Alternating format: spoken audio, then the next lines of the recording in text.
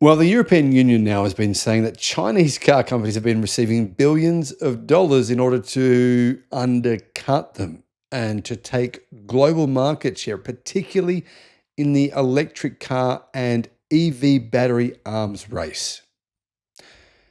No one really knew the extent of how true this was until now. BYD and CATL, two of the biggest companies in the world. CATL, the biggest battery company in the world. BYD, now the biggest electric car company in the world. Both of them have received billions of dollars in subsidies. And this is unquestionably giving them the ability to undercut their rivals. So guys, you know how the European Union decided to put all these massive taxes on cars made in China, electric cars, not plug-in hybrids, but just on electric cars made in China? Well, they put these huge tariffs on. However, I don't believe there's any tariffs on the company getting the most subsidies in China and selling the most stuff in Europe. What I'm saying is, this company is getting subsidized more than any other company in all of China, and it's selling more stuff than any other company in China is in Europe, right? So it's selling a bunch of stuff in Europe, more than BYD, more than any of these car companies, but there's no tariffs on it. Very interesting situation here. Hello, my friends. Welcome to the channel. I'm Sam Evans. You're watching the Electric Viking. Let's get straight to it. But first, love to see you at the EV show, Melbourne EV Auto Show. I'll be there on the 27th, 28th, and 29th, be speaking there. But I'll be able to catch up with people in person, and I'd love to meet any of you who would like to come along. Last year, CATL received more government subsidies than any other company in China. Other brands, though, that received significant subsidies included BYD, SAIC, and Great Wall Motors, GWM. Now, intriguingly, CATL have a bit of a history here with the government, because the actual government themselves said that they're concerned that CATL has a monopoly on the battery market, and yet they gave them all these subsidies. It's kind of contradiction in terms. Now, Chinese government, I'm not criticizing you. Don't worry. I'm just noting this issue. As electric cars are becoming a dominant force globally, EV sales this year up by 30%. One battery company is pulling ahead of everyone else. And that's not BYD. BYD are doing very well, but they're the second biggest battery company in the world. CATL are by far the largest on the planet. It's widely understood now that Chinese automakers have taken a commanding lead in the EV race. Many legacy brands are struggling to catch up. Their products aren't quite as good. And the truth is, CATL have better batteries than I think probably any company in the world. They have quite a few different options as well. It's well known that Chinese battery companies are driving up much of this momentum, leading with rapid innovation and serious scale. And it's also well known that they've gotten into this very powerful position in a short period of time. How did they do this? Well, funding. They had to get funding, right? They had to get billions of dollars in government subsidies every single year, and they have.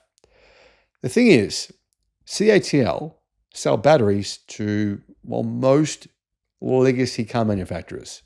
So German brands building cars in Germany or Austria or Hungary or Poland or Belgium, they're often using CATL batteries, right? And I believe they're not tariffed. So BYD do sell cars in Europe, so do MG, SAIC, but the truth is, the amount of batteries going into legacy automakers in Europe, into their cars, significantly outweighs the value of the cars being sold by these Chinese EV brands in Europe. Fresh data from Nikkei Asia shows just how significant this financial support has been. Carscoops.com says that contemporary Amperex technology company, better known as CATL, the world's largest EV battery manufacturer, has been raking in the kind of government funding that would make Elon Musk reconsider his next big tax tweet, says Carscoops. Basically, the funding is a lot bigger than I thought it was. I mean, a lot bigger. CATL have not yet revealed full year details of the government help they received in 2024. They have disclosed, though, that in the first half of the year, they got 532 million in state subsidies. That's just state subsidies, 532 million. That's half of the year. You can safely assume they got a similar amount the remainder of the year, the final 6 months of the year, meaning they got more than $1 billion in subsidies last year. And this made it the largest beneficiary of Chinese government policy, only behind state-owned oil company Sinopec, which received 563 million, about the same number. However, that's not actually accurate. Carscoop says that amount that Sinopec got was for the entire year. In other words, CATL got more than double second place. More than double. That's pretty incredible.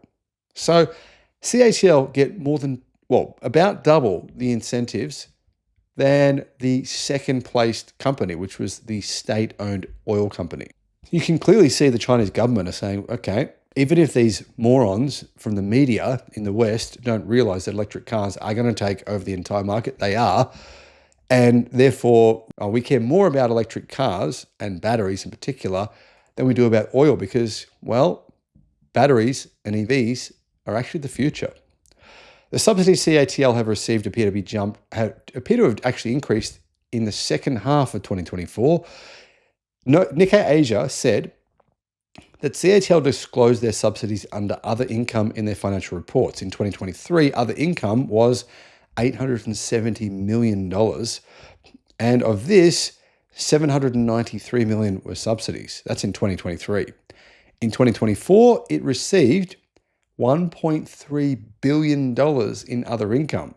So likely around $1.2 billion US in subsidies. That's a lot of money. CATL, they're not the only company benefiting.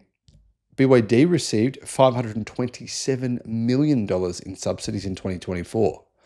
That's a lot more than I expected, to be honest, especially considering the fact that BYD's tax rate, its EV tax rate in Europe is lower than most of its rivals. It's only 18%, whereas companies like SAIC, MG, they're paying 38%. How did BYD manage this when they did get $530 million from the government, which is what the European Union says is unfair? I'm not sure. Great Wall Motors was the fourth largest recipient of subsidies, earning $416 million US last year. SAIC Motor closely followed Great Wall Motors, receiving $277 million for the year. But SAIC is a state-owned company, so you would have thought they'd get more than that. But anyway, they didn't. BYD is clearly the company the Chinese government is getting behind. And they think they're going to win, so they're putting more money into BYD. I mean, the numbers here basically prove this point, right? SAIC, Chinese state-owned conglomerate, gets $277 million. BYD gets $527 million. Why? Well, I think clearly the government knows BYD are the company most likely to succeed at a global level, and that's already been proven. So, is it accurate what the media have been saying? Well, much of what the media says is complete bullshit, but is it accurate that they're saying Chinese companies have received a lot of money in subsidies and that has helped them to leapfrog the competition and undercut their rivals and still stay in business without going bankrupt? Well, I think it actually is. I have to admit, whilst it's true that Chinese companies' rivals, for example, Kia, Hyundai, BMW, Volkswagen, General Motors, Ford, it is a fact they get subsidies. They do from their own governments, not from China, from their own countries. But not to this level. This is a different ball game. And it is very accurate to say these subsidies are enormously benefiting these companies and enabling them really to undercut their rivals. I don't know if I think this is fair. The reason I say this is, BYD, right, they're getting $527 million in subsidies. Smaller companies like, say, for example, Xpeng, Zeekr, what are they getting? I don't know. It's clearly less than $277 million. So this is enabling BYD to do what they've just done today. And they've discounted their cars in China by up to 34%. 25 different models have been discounted from 10% to 34% after already being cheaper than many of their rivals in any way. That is interesting, and that poses a dilemma even in China, I mean, this is a political dilemma in China here. Well, different car companies are saying, hang on a minute, you're giving them all this money, and then they're starting this bloodbath price war in China. Is this good for the industry? Maybe not. Let me know what your thoughts are in the comments. Bye-bye.